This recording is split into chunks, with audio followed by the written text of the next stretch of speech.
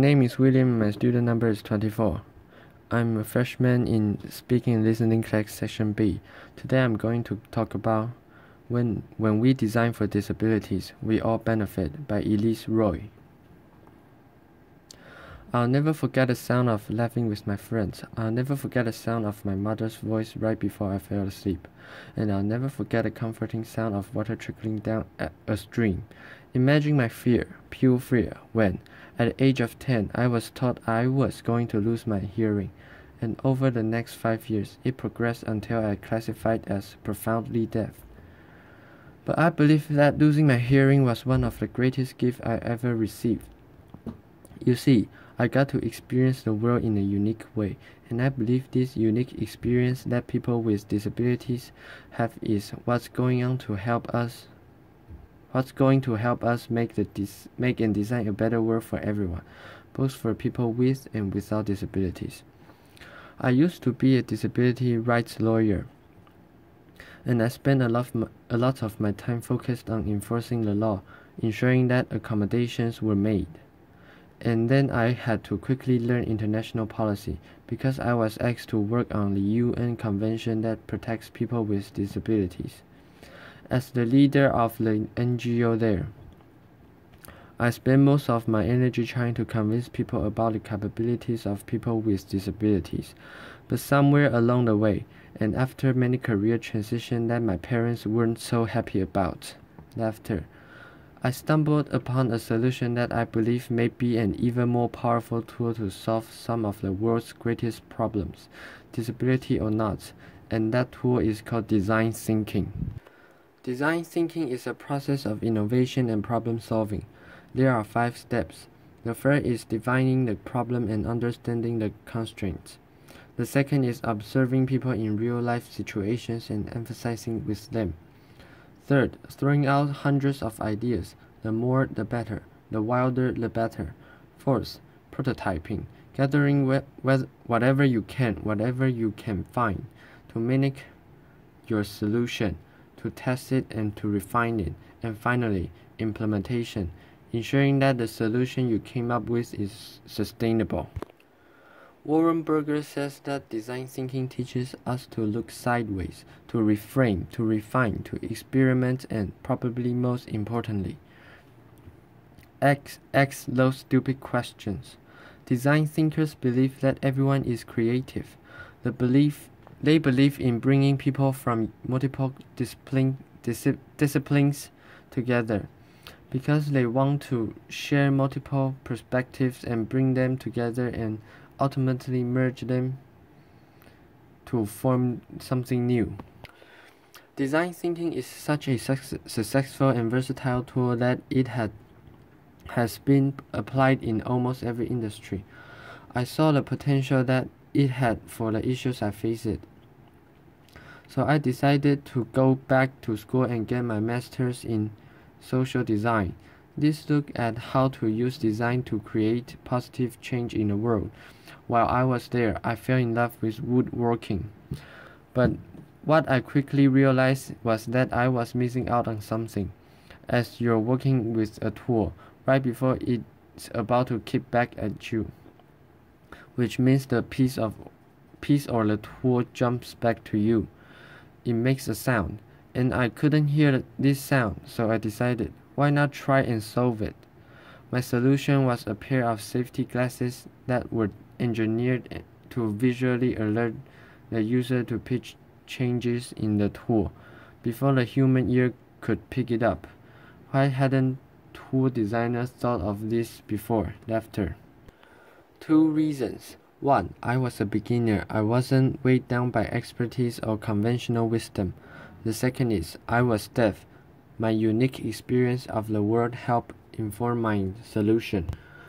And as I went on, I kept running into more and more solutions that were originally made for people with disabilities, and that ended up being picked up, embraced and loved by the mainstream, disability or not.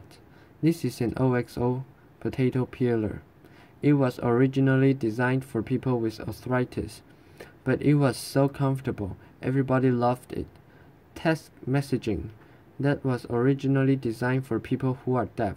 And as you know, everybody loves that too. Laughter. I started thinking, what if we changed our mindset? What if we started designing for disability first, not the norm? As you see, when we design for disability first, we often stumble upon solutions that are not only inclusive, but also are often better than we design for the norm. And this excites me because this means that the energy it takes to accommodate someone with a disability can be leveraged, molded, and played with as a force to creativity and innovation. This moves us from the mindset of trying to change the hearts and the deficiency mindset of tolerance to becoming an alchemist, the type of magician that this world so desperately needs to solve some of its greatest problems. Now, I also believe that people with disabilities have great potential to be designers within this design thinking process. Without knowing it, from a very early age, I've been a design thinker, fine-tuning my skills. Design thinkers are, by nature, problem solvers. So imagine listening to a conversation and only understanding 50% of what is said. You can't ask them to repeat every single word. So they would just get frustrated with you. So without even realizing it, my solution was to take the muffled sound I heard, that was the beat, and turn it into the rhythm and place it with the lips I read.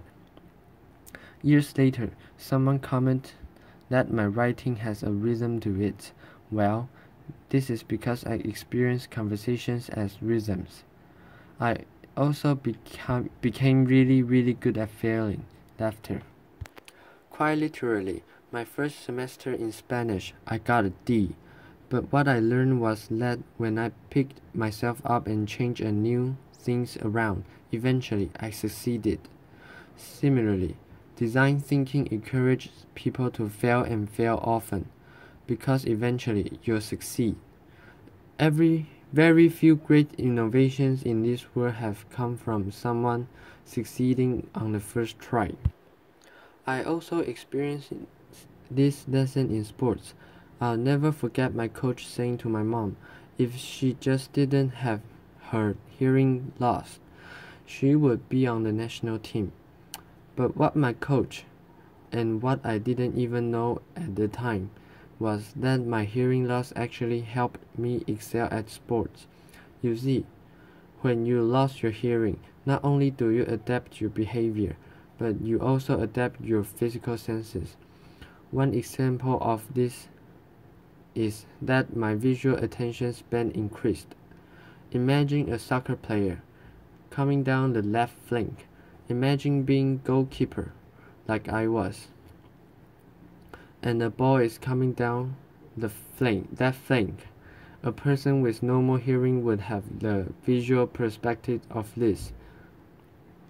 I had the benefit of a spectrum this wide, so I picked up the players over there that were moving about and coming down the field, and I picked them up quicker so that if the ball was passed, I could reposition myself and be ready for that shot. So as you can see, I've been a design thinker for nearly all my life. My observation skills have been honed so that I picked up on things that others would never pick up on. My constant need to adapt has made me a great ideator and problem solver, and I've often had to do this within limitations and constraints. This is something that designers also have to deal with frequently. My work most recently took me to Haiti. Design thinkers often seek out extreme solutions because that often informs some of their best designs. At Haiti, it was like a perfect storm. I lived and worked with 3,000 deaf individuals that were relocated after the 2010 earthquake. But 5.5 years later, there still was no electricity. There still was no safe drinking water. There were still no job opportunities. There was still rampant crime. And it went unpunished. International aid organizations came one by one, but they came with predetermined solutions. They didn't come ready to observe and to adapt based on the community's needs. One organization gave them goats and chickens, but they didn't realize that there was so much hunger in that community that when the deaf went to sleep at night and couldn't hear, people broke into their yards and their homes and stole these chickens and goats, and eventually they were all gone. Now, if that organization had taken the time to observe deaf people, to observe the community, they would have realized their problem, and perhaps they would have come up with a solution, something like a solar light, lighting up a secure pen to put them in at night to ensure their safety. You don't have to be a design thinker to insert the ideas I've shared with you today. You are creative. You are a designer. Everyone is. Let people like me help you. Let people with disabilities help you look sideways, and in the process, solve some of the greatest problems. That's it. Thank you. Applause.